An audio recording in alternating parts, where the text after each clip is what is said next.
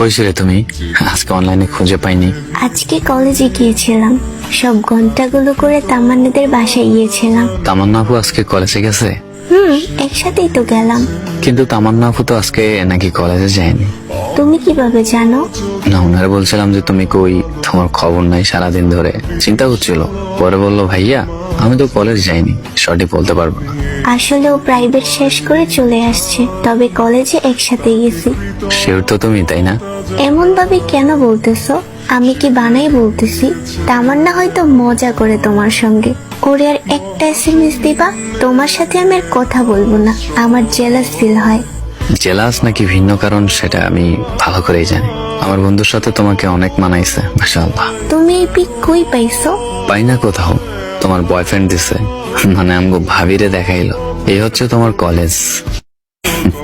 আমার বন্ধু জানতো না যে তুমি আমার চেফ, কখনো বলিনি ওদের। কিন্তু তুমি তো নাজমুলরে ভালো করে চিনতে, জানতে আমরা কত ভালো বন্ধু। কি প্রয়োজন ছিল এভাবে ঠকানোর?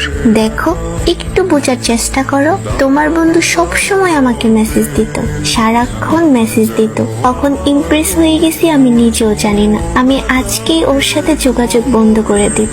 তুমি ভুল বুঝো না, আমাদের রিলেশনটা নষ্ট হতে দিব না, প্লিজ।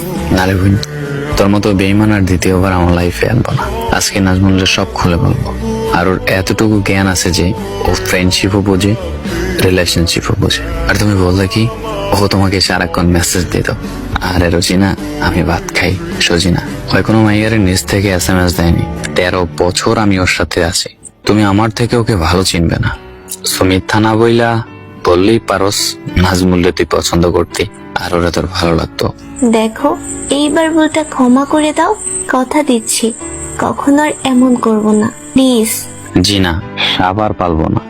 আল্লাহ হাফেজ।